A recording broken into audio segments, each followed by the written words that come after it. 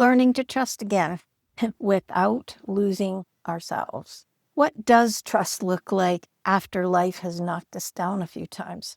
Good question. I think for many of us, the answer changes over time. When we were younger, trust felt simple, almost automatic. Someone smiled or said the right things, and we believed them. But as we grow older, after heartbreak, divorce, friendships gone wrong, trust becomes layered. We say we've moved on, but what we mean is, I'm protecting myself now.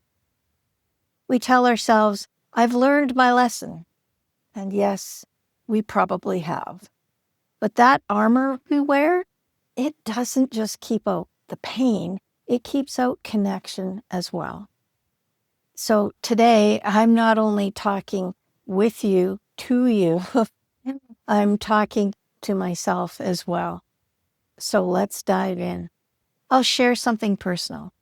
After 52 years of marriage, I'm separated. That's a long time to be with someone. It shapes almost everything about who you are. Now I'm slowly getting to know someone new to my world. Someone kind, thoughtful, and entirely new to me. And you know what? Even though I'm genuinely happy to have this chance, I feel the hesitancy in myself. I catch myself analyzing every small thing, not because of him, but because of all the memories that whisper, be careful. And it's not just about romantic trust. I think many women my age carry these invisible files that they're labeled lessons learned. From friends who drifted away, promises that weren't kept, or people who turned out differently than we thought. It's almost as if we hold our breath, waiting for proof that we can trust again. But here's the truth that I'm learning, slowly but surely. Trust isn't something we give away like a gift. It's something we rebuild inside ourselves first. So why does trust feel different now? I think there might be a few reasons. So I'm asking questions as well as trying to provide myself some answers here. Emotional residue. Every experience leaves a little imprint, a reminder, a footprint. Betrayal says, see, you should have known. And when we experience loss, that voice says, don't get too attached. Sometimes I think we're protecting ourselves, but we're really protecting our pain, maybe. And that pain ends up running the show long after the people who caused it are gone. Self-trust before relationship trust. What if we need to develop some self-trust before the relationship trust comes into play? When we're younger, we wanted to trust others. Now we want to trust ourselves. To know that if something falls apart, we'll survive it. We've done it before. A bit of resilience. That's what midlife trust is really about. Not blind faith, but confident resilience. Trusting again isn't naive. It's courageous. It says, I know the risks, and I still choose openness. What about trust in friendships?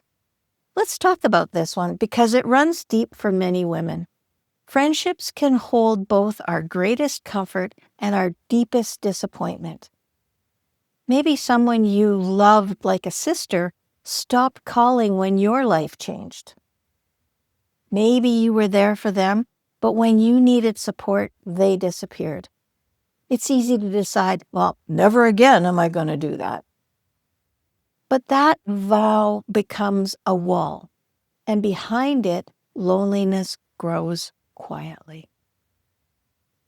I think that trusting again doesn't mean ignoring what happened. What if it means not letting those moments become the filter for every new person who comes along? It might mean this time I'll bring the wisdom, not the baggage. If you'd like to take a minute and reflect with me, grab a notebook or just think quietly as you listen to my words. These are questions for both you and for me. And here's a few of them that I'd like to explore. Where in my life am I still holding back trust? And why am I holding back? What have past betrayals actually taught me about me, not just about them? If I could trust again in one small way this month, what might that look like? One small step. Sometimes rebuilding trust isn't about the big leaps. It's about the tiny acts of faith. Answering a call, saying yes to coffee, letting someone see the softer side again. Relearning trust might not be about rushing in. What if it's just about allowing a small opening and giving life a chance to surprise us again? Trust might not mean forgetting about what happened, but it might be more about remembering and choosing to live open-hearted anyway. Maybe we learn to trust our own strengths first, and from that place, the world begins to feel a little bit safer again. So, what about if this could be our season of cautious courage? The space between knowing the risks and daring to believe in good again. I've created a reflection sheet called the Trust Compass in our Sailor's Log series.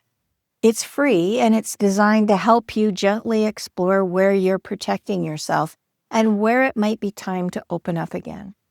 Just stick a note in the comments and I'll send it your way.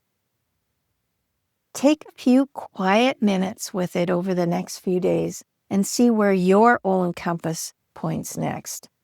We'll explore together. Because trust, real trust, starts within us. It starts with you. It starts within me. Bye for now.